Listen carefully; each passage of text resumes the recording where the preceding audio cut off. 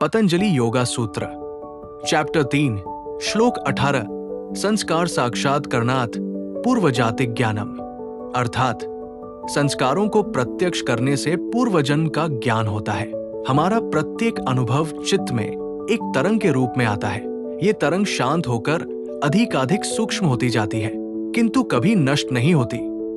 ये वहां अत्यंत सूक्ष्म रूप में विद्यमान रहती है, और यदि हम इस तरंग को पुनः ऊपर उठा सकें तो ये स्मृति बन जाती है।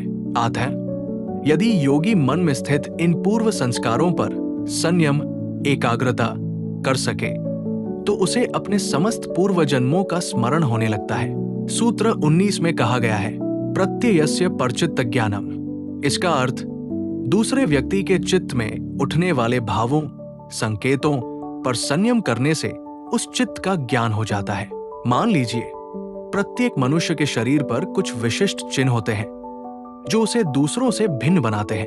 जब योगी किसी विशिष्ट व्यक्ति के शरीर पर स्थित इन विशेष चिन्हों पर संयम करता है तो उसे उस व्यक्ति के चित्त के स्वभाव का ज्ञान हो जाता है।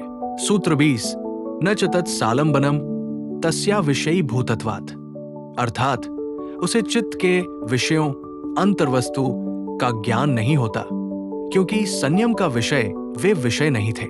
केवल शरीर पर संयम करने से उसे चित्त के भीतर की बातों विषयों का ज्ञान नहीं हो सकता। इसके लिए दोहरे संयम की आवश्यकता होती है। प्रथम शरीर पर स्थित चिन्हों पर और द्वितीय स्वयं चित्त पर। तब योगी उस चित्त में विद्यमान प्रत्येक वस्तु को जान लेता है, भूत वर्तमान और भविष्य।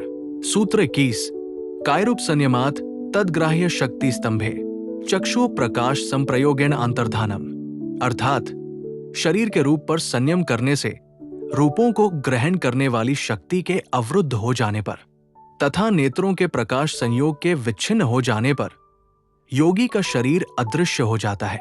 इस कक्ष के मध्य में खड़ा हुआ योगी प्रत्यक्षतः अदृश्य हो सकता है। वो वास्तव में लुप्त नहीं होता, किंतु उसे कोई भी देख नहीं पाता।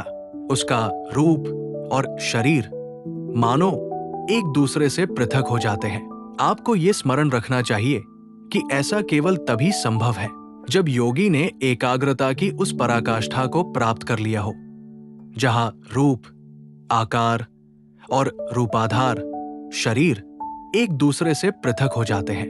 तत्पश्चात वो उस स्थिति पर संयम करता है जिससे रूपों को ग्रहण करने वाली शक्ति अवरुद्ध हो जाती है, क्योंकि रूपों को ग्रहण करने की शक्ति का उद्भव तो रूप और रूपाधार के संयोग से ही होता है।